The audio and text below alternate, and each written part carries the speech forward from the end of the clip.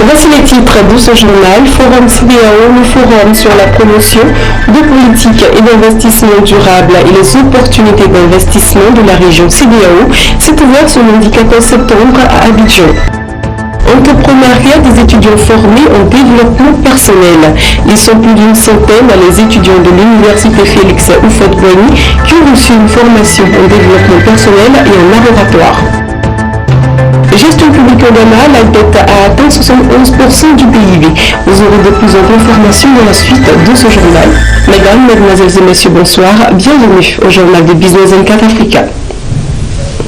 Le forum sur la promotion de politique et d'investissement durable et les opportunités d'investissement de la région CEDEAO découle des plans d'action des pays de l'énergie durable de la CEDEAO. Ce forum qui se déroulera du lundi 14 au vendredi 18 septembre sera consacré à des panels animés par des spécialistes des énergies, de l'environnement, des organismes internationaux et des personnalités du domaine venues de différents pays d'Afrique et du monde. C'est ce qu'ont constaté Marie-Josée Kwasi et Lino Gilbert. Le forum sur la promotion de politique et d'investissement durable et les opportunités d'investissement de la CEDEAO a débuté ce lundi 14 septembre à Abidjan.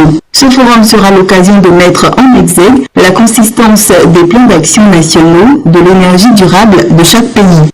Ce forum que nous initions ce matin est d'une importance capitale pour la région de la CEDEAO.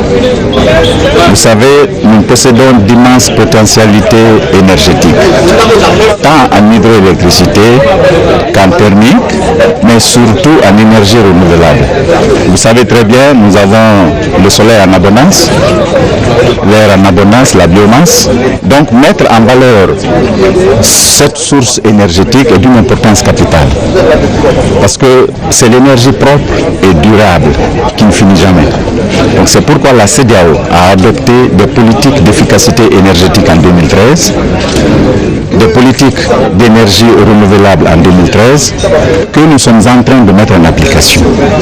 Dans cette politique énergétique, il a été demandé aux États membres d'établir des plans nationaux d'énergie renouvelable et d'efficacité énergétique que nous allons valider à cet important forum et aller vers les investissements. Parce que tout projet a besoin d'être financé.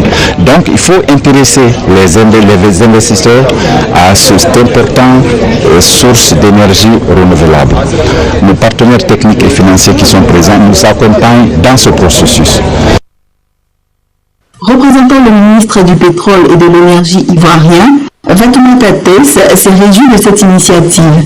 Selon elle, ce forum concourt à montrer le dynamisme de la sous-région à travers les voies et moyens pour favoriser l'accès de toutes les populations à une énergie durable.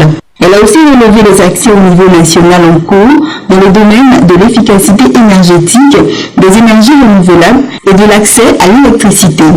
Mesdames et messieurs, le Centre pour les énergies renouvelables et l'efficacité énergétique de la CEDEAO, dans la mise en œuvre des politiques régionales de la CEDEAO, a appuyé les États membres dans le développement des plans d'action nationaux pour les énergies renouvelables, PANER, l'efficacité énergétique, PANE, et l'agenda pour l'énergie durable pour tous, C for All. Ces plans d'action traduisent les efforts en cours et ceux à venir dans le domaine des énergies renouvelables, de l'efficacité énergétique et de l'accès à l'énergie au niveau de chaque État membre. Au plan national, d'importantes actions sont en cours dans le domaine de l'énergie, de l'efficacité énergétique, des énergies renouvelables et de l'accès à l'électricité.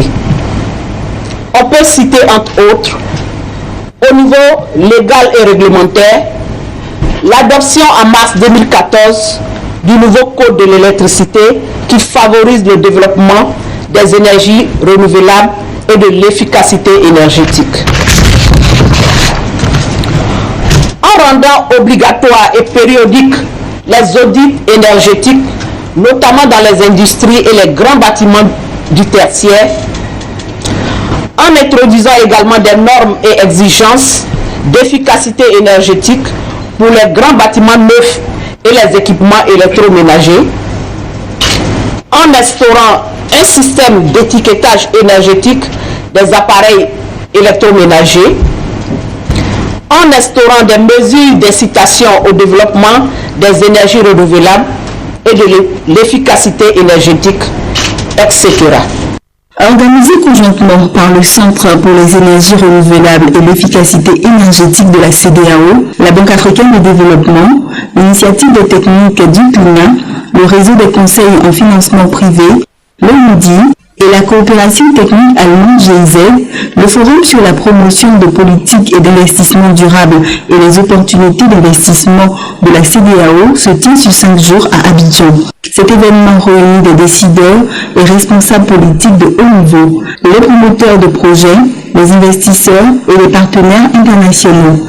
Ces derniers vont explorer les pertinentes interconnexions entre l'environnement favorable et le développement de projets et aussi identifier les opportunités d'investissement concrètes.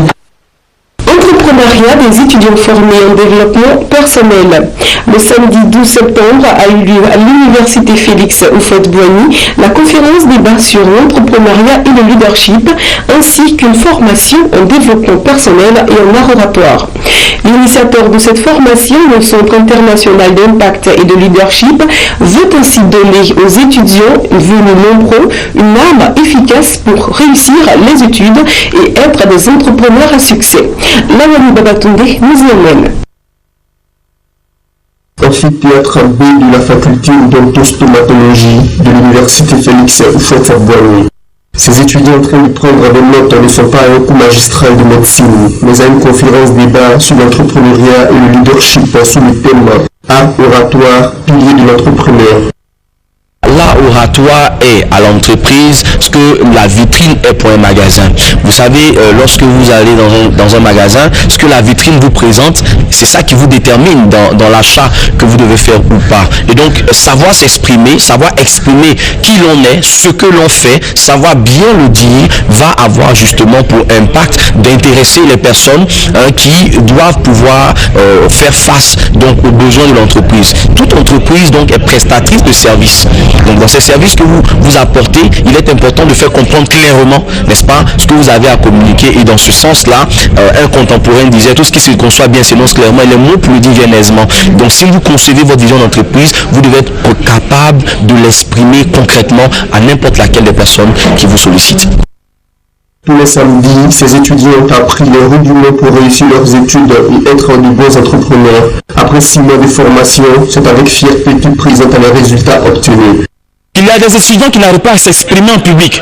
Quand on doit faire des exposés à l'école, c'est vraiment compliqué. L'art oratoire aujourd'hui, en tout cas, ça me donne l'assurance, la force de parler avec objectivité, sans peur, sans trax. J'ai eu la chance de participer à la formation art oratoire qui m'a donné, en tout cas, qui m'a apporté beaucoup de choses. Je veux parler de l'assurance surtout, parce que je suis une personne timide, comme vous le constatez d'ailleurs. Je n'arrive pas à m'exprimer devant un public, mais grâce à cette formation, j'arrive quand même à le faire même à l'amphi, quand je suis en cours, à lever le doigt et à m'exprimer. Aussi, une certaine confiance en soi. José Marxis, le directeur général du Centre international de l'impact et du leadership, donne les raisons de cette initiative en faveur des étudiants de l'université Félix Houphouët-Boigny. Aujourd'hui, les jeunes constituent le moteur du changement. Les jeunes constituent le socle sur lequel toutes les communautés doivent s'appuyer pour construire le développement. Et nous, à travers cette conférence, nous voulons montrer au monde entier que la jeunesse constitue le pilier de notre développement. Et si nous voulons que cette jeunesse puisse jouer son rôle d'acteur de développement, jouer son rôle de moteur ou catalyseur de changement, nous devons valoriser le potentiel qui est en chaque jeune femme et jeune homme. Un diplôme a été décerné à chacun de ces étudiants pour attester de leur formation en développement personnel et en art oratoire. Enseignement l'enseignement supérieur, les grandes écoles de commerce et de management français séduisent de plus en plus les jeunes, mais aussi les cadres ivoiriens. Des milliers postulent chaque année, mais ne réussissent pas tous autant au test d'entrée dans ces écoles prestigieuses. Quelles sont les démarches pour étudier en France? La question était au centre d'une conférence organisée le samedi dernier par l'organisation Password et une moyenne citée à Abidjan à Cocody. Lawani Babatunde y a également participé. Chaque année, près de 1000 étudiants ivoiriens optent pour la France pour les études supérieures. Si ce chiffre est significatif, il faut dire qu'ils sont beaucoup plus nombreux, ceux qui échouent de leur projet de poursuivre les études à l'Hexagone. C'est justement pour mieux les préparer que Password a décidé d'aller à leur rencontre à Abidjan. La structure est l'unique voie d'accès pour intégrer ces grandes écoles de commerce en France. Des écoles prestigieuses, à l'excellence de leurs accréditations, leur ouverture sur l'international et leur expérience professionnelle. Des écoles sélectes qui font le choix d'étudiants compétents. Ces écoles proposent toutes des formations, soit en français, soit en anglais. Il faut maîtriser le français et l'anglais pour être diplômé d'une grande école supérieure de commerce française.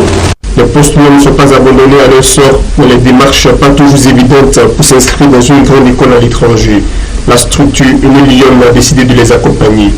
Ce sont des écoles utilisent et ils font compétir les étudiants et à la fin le score revient aux écoles. On comprend que les écoles ne réduisent pas forcément au score. Un étudiant peut avoir 600 points et échouer à l'admission d'une école. Parce que au-delà du score que lèvent les écoles pensent également au projet d'études. Le changement de cachet ne passe pas je crois, je toutes les écoles de commerce et d'université. Le fait d'approcher les formes de répondre également dans l'écho des écoles qui veulent faire du chiffre. Était présent à cette rencontre de sensibilisation avec les postulants pour les études à l'étranger, Campus France, une structure mise en place pour veiller à ce que toutes les conditions exigées soient remplies avant la délivrance de visa. Notons que Campus France organise des journées portes ouvertes en fin novembre. Objectif, mieux faire comprendre les démarches à suivre pour poursuivre ses études en France. À présent, les informations bref. Gestion publique au Ghana, la dette publique a atteint 71% du PIB. La dette publique du Ghana a atteint 94,5 milliards de cedi, environ 23,7 milliards de dollars au 30 juin dernier, soit 71% du pays intérieur brut PIB contre 67% seulement en fin mai de l'année dernière. L'institution a expliqué cette envolée de la dette publique par la dépréciation du cedi qui a décroché de 13,8% par rapport au dollar depuis le début de l'année en cours. Achevons ces informations en bref avec le Bénin. Les États-Unis ont octroyé au Bénin par le biais du Millennium Challenge Account MCA 375 millions de dollars pour le financement de l'énergie électrique dans le pays. Ce financement servira à la production et à la distribution de l'électricité, à la surveillance et à la réforme de la politique du pays en matière d'énergie, ainsi qu'à la mise en place d'installations énergétiques en dehors du réseau national. Voilà, c'est tout pour aujourd'hui. Merci à tous de nous avoir suivis. Ce journal a été possible grâce à Emmanuel Essou et Jean-Charles Sibaï. Très bonne suite de programme sur Business in Africa.